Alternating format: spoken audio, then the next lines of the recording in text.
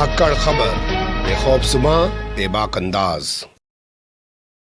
धाकड़ खबर के news room से मैं आपके साथ हूं अकरम रईस खान। खुद को बाबा कहलवाने वाले, खुद को स्वामी कहलवाने वाले, खुद को योग गुरु कहलवाने वाले रामदेव ने मंच पर खड़े होकर मुसलमानों के खिलाफ जहर उगलाए। जी हां, मंच पर खड़े होकर उसी रामदेव ने मुसलमानों के खिलाफ जहर उगलाए जो अक्सर कर मंच पर बैठकर अपना पेट हिलाते हुए योगा वोगा करते हुए दिखाई देते हैं। यही नहीं, उन्होंने मुसलमानों के हुलिये और पहनावे को लेकर भी कई तरीके की विवादित टिप्पणियां की हैं। नमाज को लेकर भी उन्होंने नफरती भाषण दिया है। इसके बाद सबसे बड़ा सवाल यही पैदा हो रहा है कि आखिर रामदेव ने ऐसा क्यों किया है। जी हां, रामदेव ने ऐसा क्यों किया है, तो इस क्यों के पीछे की हर वजह आपके सामने खबर के पहले हिस्से में रखने की कोशिश करेंगे। इसके बाद आपको खबर के दूसरे हिस्से में बताएंगे कि आखिर रामदेव ने किस लिए ऐसा किया है।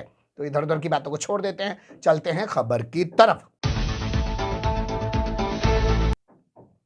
कोई फालतू इधर उधर की बात नहीं करेंगे, सीधा आपके सामने खबरें रखना शुरू कर रहा हूं, देखना शुरू कर दीजिए। यह खबर अयोध्या से छपी है, तमाम वेबसाइट ने इस खबर को छापा है। इस खबर में बताया गया है कि किसी ने फोन करके गली मोहल्ले में रहने वाले एक आदमी को बताया कि वो बम से राम जन्मभूमि को उड़ा देगा। अब इसको आप संयोग मत समझिएगा कि रामदेव भी मुसलमानों के खिलाफ बात कर रहे हैं और इधर यहां राम मंदिर को बम से उड़ाने की बात की जा रही है। यानी कि इस खबर के जरिए एक माहौल बनाया जा रहा है कि देखो, राम जन्मभूमि बन रही है, राम मंदिर बन रहा है, तो मुसलमानों की आग लगी हुई है और मुसलमान ऐसी धमकी दे रहे हैं। और ये सब क्यों किया जा रहा है, आप क्रोनोलॉजी जानते हैं अमित शाह की, उन्होंने जिस तरीके से समझाया, तो उसी क्रम में आप भी खबरें देखना शुरू कर दीजिए।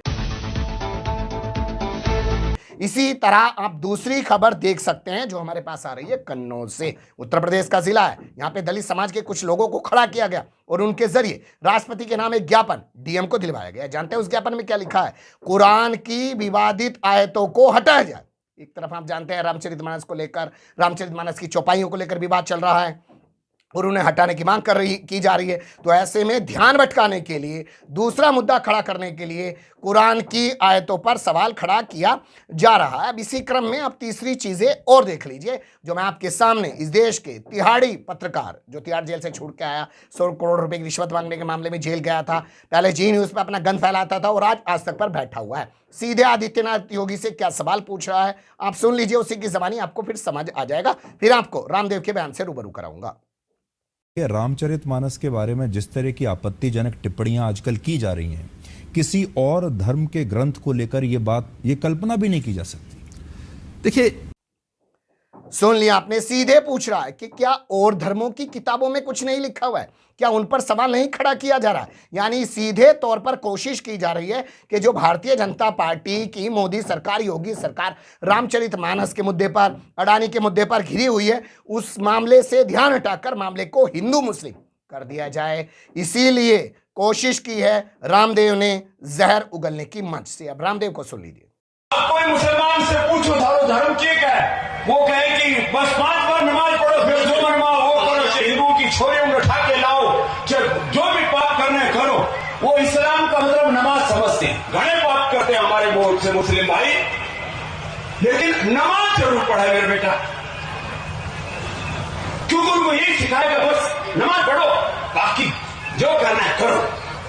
आतंकवादी बन गए घने, बाकी और जितने भी अपराधी घने बन गए, नमाज जरूर पढ़नी, बस इतना ही सिखाओ, नमाज पढ़ो, जो मनवाए वो करो। ऐसा हिंदू धर्म नहीं है। वो ईसाई क्या सिखाते हैं? बोले बस वो चर्च में जाओ, उठे दिन में भी मोमबत्ती जलानी हो जलाओ और ईसा मसीह के सामने खड़े हो जाओ, सारे पाप नष्ट। और उनका स्वर्ग का मतलब है टखने के ऊपर पैजामा पहनो, मूंछ कटवा लो, टोपी पहन लो। ऐसा कोई कुरान कहता है या ऐसा इस्लाम कहता, मैं नहीं कह रहा हूं, लेकिन ऐसा ही कर रहे लोग कि बस फिर तुम्हारी जन्नत में जगह पक्की और जन्नत में क्या मिले, जन्नत में हुर्र मिले और उठे दारू पीने को मिले। भाई ऐसी जन्नत तो जहन्नुम से भी बेकार है। लेकिन फिर भी लोग मूंछ कटवा रहे, सिर पर टोपी रख रहे और बस पागलपन है। इस्लाम महान, और सारी दुनिया को इस्लाम में तब्दील करना है, लोग इसी चक्कर में पड़े हुए। और ईसाइयों में बोले एक वो इधर क्रॉस का निशान पहन लो, फिर कुछ वेशभूषा सी बना रखी है, कुछ छोटे मोटे कुछ उन्होंने बना रखे, जैसे हमारे यहाँ श्लोक सूत्र मंत्र होते हैं, ऐसे उनके भी कुछ होंगे आए थे पाए थे। मैं किसी के बारे में कोई आलोचना नहीं कर रहा हूं, लेकिन लोग उसी चक्कर में पड़े हुए।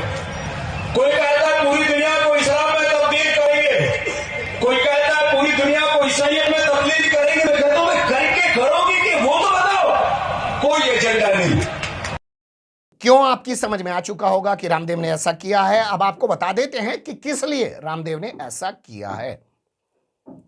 अब कुछ खबरें मैं आपके सामने रखने जा रहा हूं, उनको देखना शुरू कर दीजिए। 23 नवंबर 2022 की एक खबर निकाल के मैं आपके सामने रख रहा हूं। इस खबर में भारतीय जनता पार्टी का उत्तर प्रदेश से सांसद ब्रजभूषण शरण सिंह, वही ब्रजभूषण शरण सिंह जो WFI का अध्यक्ष है, जिसके खिलाफ जंतर मंतर पर महिला रेसलर्स ने धरना प्रदर्शन किया और उस पर यौन उत्पीड़न के आरोप लगाए और फिलहाल अभी उसको उसके पद से हटाया गया है। पूरी तरह नहीं हटाया गया, मतलब एक तरीके से सस्पेंड किया गया है जब तक जांच चल रही है। उसने बयान दिया कि रामदेव का घी नकली घी है। यहाँ तमाम ये खबरें हैं, आप देख सकते हैं, एक ही नहीं कई वेबसाइट की खबरें हम आपके सामने रख रहे हैं। यानी कि रामदेव के घी पर सवाल खड़े हो रहे हैं, जिसे रामदेव हमेशा बताते हैं कि गाय माता का घी है, गौ माता का घी है या देसी गाय का घी है। इसके अलावा आप दूसरी खबर भी देखिए, ये छपी है 10 अगस्त 2022 को। इस खबर में छपा है कि उत्तराखंड की लैब में पहले रामदेव का घी फेल हो गया, फिर उसके बाद मोदी सरकार का यानी कि केंद्र सरकार का जो लैब है वहां पे जांच के लिए भेजा गया घी को, वहां पे भी फेल हो गया। फिर उसके बाद यहाँ पे जो टिहरी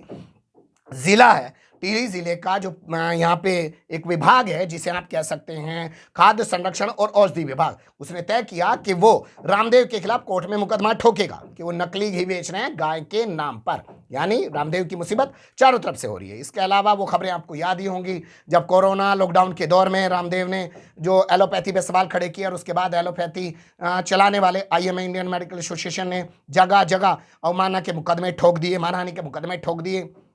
इसके अलावा प्रधानमंत्री नरेंद्र मोदी को चिट्ठी लिख दी कि रामदेव पर देशद्रोह का मुकदमा लगाया जाए। अगर आजकल आप न्यूज़ चैनल देखते हैं या एंटरटेनमेंट चैनल देखते हैं तो सब जगह से रामदेव के विज्ञापन गायब हो चुके हैं। रामदेव जो है बहुत बुरे दौर से गुजर रहे हैं। तो इसलिए मैंने कहा था ना कि खबर के दूसरे हिस्से में बताऊंगा कि किस लिए रामदेव ने जहर उगला है। इसलिए रामदेव ने ये जहर उगला है ताकि वो अपने जो है गिरते हुए कारोबार को बचा सके और अपने आप को एक बहुत बड़ा जो है हिंदू नेता बता सके, बाबा बता सके, योग गुरु बता सके, स्वामी बता सके। इसके पीछे एक वजह आपको और समझनी पड़ेगी।